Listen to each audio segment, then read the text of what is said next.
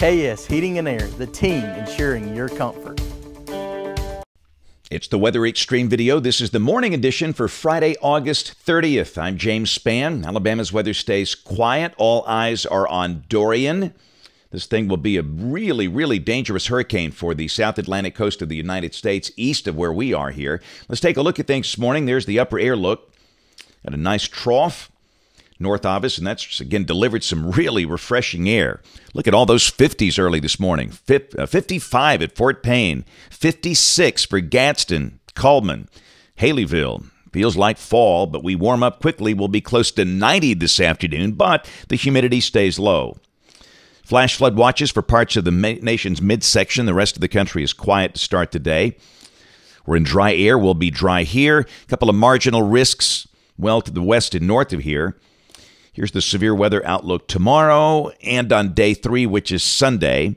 There could be a few scattered showers, maybe a rumble of thunder, but organized severe weather not expected here.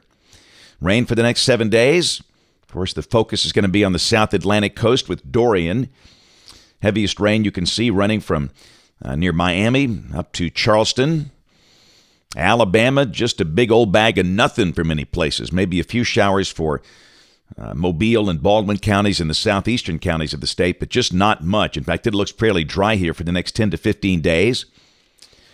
Off in the tropics, first off, a new tropical wave emerging off the coast of Africa.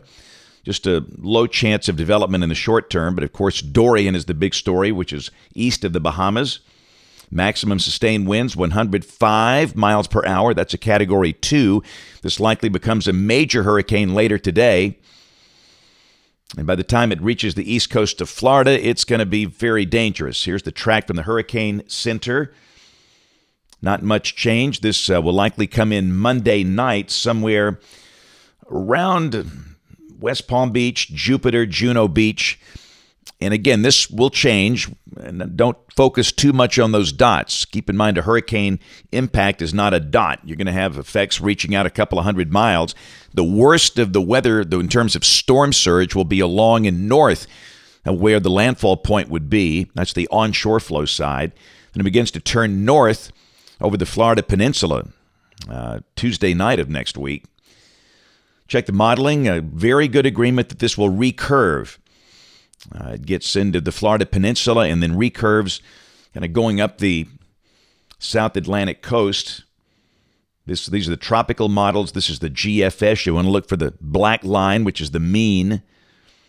European, same thing. Look for the black line.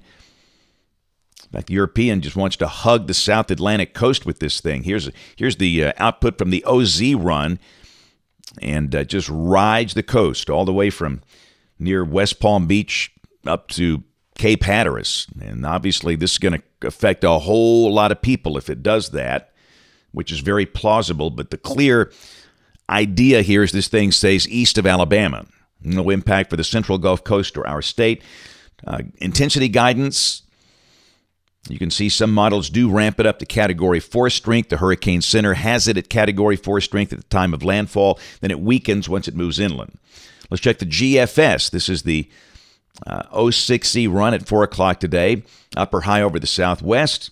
And for us, just beautiful. Sunny, low humidity, the high around 90. Tomorrow, there could be a few showers over the southern quarter of the state, but North Alabama stays dry. Again, mostly sunny with a high close to 90. Sunday, we'll mention a chance of showers statewide. Nothing too heavy or widespread. Partly sunny with a high in the mid to upper 80s. Monday, we'll kind of focus in on the southeast. Most of Alabama dry for Labor Day. And Dorian is approaching South Florida. This is Tuesday. Now, the GFS brings it in to where it really could produce a lot of rain for the peninsula. Of course, we're dry. We're going to stay dry most of next week. This is Wednesday. The circulation center is north of Tampa Bay. This is Thursday. Moves northeast, maybe getting back out in the Atlantic. And a week from today, Friday the 6th, ridging off to the west. Of course, Dorian is the big feature for the east. And while we're dry, Dorian is back in the Atlantic, located east of Wilmington, North Carolina, if this verifies. And again, the idea is there with all modeling. It's just a matter of exactly where. That'll be the big question for our friends on the South Atlantic coast. Let's go out 10 days. This is Saturday the 8th. Again, the main westerlies a bit north. And again, that's a dry air mass. Here's the output for Birmingham in terms of rain. Just not much. The mean is under 1 inch. So we're going to be dry for a while, except for maybe a few scattered showers, maybe on a day or two. Here are the numbers: highs mostly in the 80s and lows mostly in the 60s around here for the next 15 days.